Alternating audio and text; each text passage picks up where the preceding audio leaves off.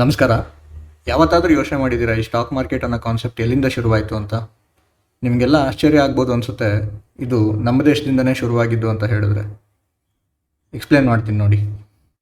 ಇಲ್ಲಿ 400 ವರ್ಷ ಅಂತ ಇದೆ, ಬಟ್ ಇದು ತುಂಬ ಮುಂಚೆಯಿಂದನೇ ನಡ್ಕೊಂಡು ಬಂದಿದೆ. ಮೋಸ್ಟ್ಲಿ ನೀವು ಕೂಡ ಈ ರೀಸೆಂಟಾಗಿ ಬಂದಿದ್ದ ಕಾಂತಾರ ಮೂವಿಲಿ ಅಬ್ಸರ್ವ್ ಮಾಡಿರ್ಬೋದು. ಅಲ್ಲೂ ಕೂಡ ಈ ವ್ಯಾಪಾರ ವಹಿವಾಟಿಗೆ ಎಷ್ಟು ಪ್ರಿಯಾರಿಟಿ ಕೊಡ್ತಾ ಇದ್ರು ಅಂತ ನೋಡಿರ್ತೀರ. ಅದರಲ್ಲಿ ಕದಂಬರ ಬಗ್ಗೆ ಮಾತ್ರ ಹೇಳಿರ್ತಾರೆ. ಅವರಷ್ಟೇ ಅಲ್ಲ, ನಮ್ಮ ಸೌತ್ ಇಂಡಿಯನ್ ರಾಜರುಗಳಾದ ಗಂಗರು, ಚಾಲುಕ್ಯರು, ಹೊಯ್ಸಳರು, ರಾಷ್ಟ್ರಕೂಟರು ಎಲ್ಲರೂ ಕೂಡ ಈ ವ್ಯಾಪಾರ ವಹಿವಾಟಿಗೆ ತುಂಬಾ ಪ್ರಿಯಾರಿಟಿ ಕೊಡ್ತಾಯಿದ್ರು.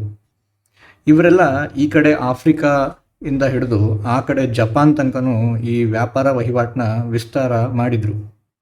ಮತ್ತು ನಮ್ಮ ನಾರ್ತ್ ಇಂಡಿಯನ್ ರಾಜರುಗಳೇನು ಯಾವುದಕ್ಕೂ ಕಡಿಮೆ ಇರಲಿಲ್ಲ. ಅವರು ಕೂಡ ಈ ಚೈನಾ ಜೊತೆಗೆ, ಮಂಗೋಲಿಯಾದವ್ರ ಜೊತೆಗೆ, ಯುರೋಪ್ನವ್ರ ಜೊತೆಗೆ, ಹೂಣರು, ಕುಶಾನರು, ಈ ಥರ ಎಲ್ಲರ ಜೊತೆನೂ ವ್ಯಾಪಾರ ಸಂಬಂಧ ಚೆನ್ನಾಗಿ ಇಟ್ಕೊಂಡಿದ್ರು. ಒಟ್ಟಿನಲ್ಲಿ ನಮ್ಮ ಈ ಅಖಂಡ ಸಮೃದ್ಧ ಭಾರತ ಏನಿದೆ ಅಲ್ಲ, ಎಲ್ಲರಿಗೂ ವ್ಯಾಪಾರ ಮತ್ತು ವಹಿವಾಟಿಗೆ ಹಾಟ್ಸ್ಪಾಟ್ ಆಗಿತ್ತು. ಹಾಗೆ ಕಲ್ಚರಲ್ಲಿ ತುಂಬ ರಿಚ್ ಕೂಡ ಇತ್ತು. ಇಷ್ಟೆಲ್ಲ ಅಟ್ರಾಕ್ಷನ್ ಇದ್ದಿದ್ದರಿಂದ ನಮ್ಮ ಈ ವಾಸ್ಕೋ ಡ ಗಾಮಂಗೆ ಒಂದು ಅಬ್ಸೆಷನ್ ಬೆಳೆಯುತ್ತೆ. ಇಂಡಿಯಾ ದೇಶಕ್ಕೆ ಒಂದು ಸೀ ರೂಟ್ ಕಂಡುಹಿಡಿಯಬೇಕು ಅಂತ. ಹೀಗೆ ಬೆಳೆದಿದ್ದ ಅಬ್ಸೆಷನಿಂದನೇ ಆತ ಆಫ್ರಿಕಾದ ಆ ದಿಕ್ಕಿನಿಂದ ಹೊರಟು ಕೇಪ್ ಆಫ್ ಗುಡ್ ಹೋಪ್ ಮುಖಾಂತರ ನಮ್ಮ ದೇಶಕ್ಕೆ ಬಂದು ರೀಚ್ ಆಗ್ತಾನೆ. ಈತ ಬಂದು ವಾಪಸ್ ಹೋದ್ಮೇಲೆ ಇನ್ಫಾರ್ಮೇಷನ್ ಎಲ್ಲ ಗ್ಯಾದರ್ ಮಾಡಿಕೊಂಡು ಫಸ್ಟ್ ಬರೋದು ಡಚ್ ಈಸ್ಟ್ ಇಂಡಿಯಾ ಕಂಪನಿ. ಇವರು ಫುಲ್ ಫ್ಲೆಡ್ಜ್ ವ್ಯಾಪಾರಕ್ಕೆ ಏನೇನು ಬೇಕೋ ಎಲ್ಲ ಪ್ರಿಪೇರ್ ಮಾಡಿಕೊಂಡೇ ಬರ್ತಾರೆ. ಇವ್ರ ನಂತರ ಇಂಗ್ಲೀಷ್ ಈಸ್ಟ್ ಇಂಡಿಯಾ ಕಂಪನಿ ಬರುತ್ತೆ.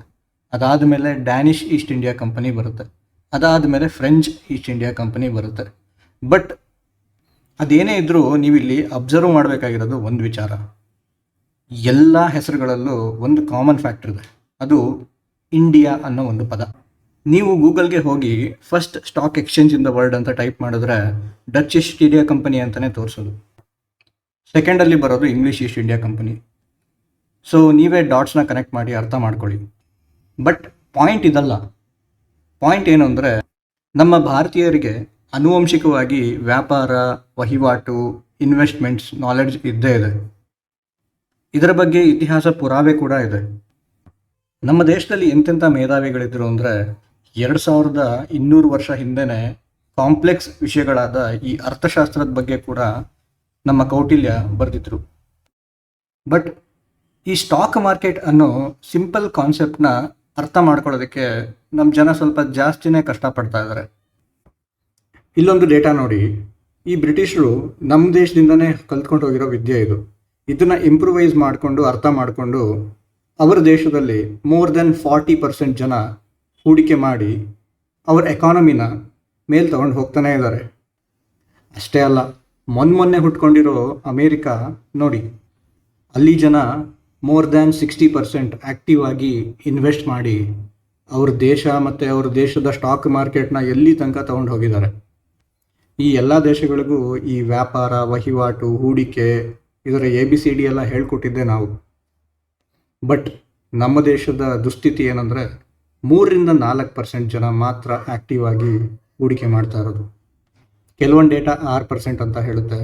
ಇರಲಿ, ವಿಷಯದ ತೂಕ ಅರ್ಥ ಮಾಡ್ಕೊಳ್ಳಿ. ನಮ್ಮ ದೇಶದ ಜನಕ್ಕೂ ಇದರ ಅವೇರ್ನೆಸ್ ತುಂಬ ಅವಶ್ಯಕತೆ ಇದೆ. ಯಾಕಂದರೆ ಒಂದು ದೇಶ ಬೆಳಿಬೇಕಂದ್ರೆ ಆ ದೇಶದ ಸ್ಟಾಕ್ ಮಾರ್ಕೆಟ್ ಆ್ಯಕ್ಟಿವ್ ಆಗಿ ಕೆಲಸ ಮಾಡೋದು ತುಂಬ ಅಗತ್ಯವಿದೆ. ಸೊ ನಮ್ಮ ಪ್ರಯತ್ನ ಕೂಡ ಕನ್ನಡಿಗರಿಗೆ ಈ ದಾರಿಲಿ ಕೈ ಹಿಡಿದು ಕರ್ಕೊಂಡು ಹೋಗೋದಾಗಿರುತ್ತೆ. ಸಪೋರ್ಟ್ ಮಾಡಿ ಅಂತ ವಿನಂತಿ.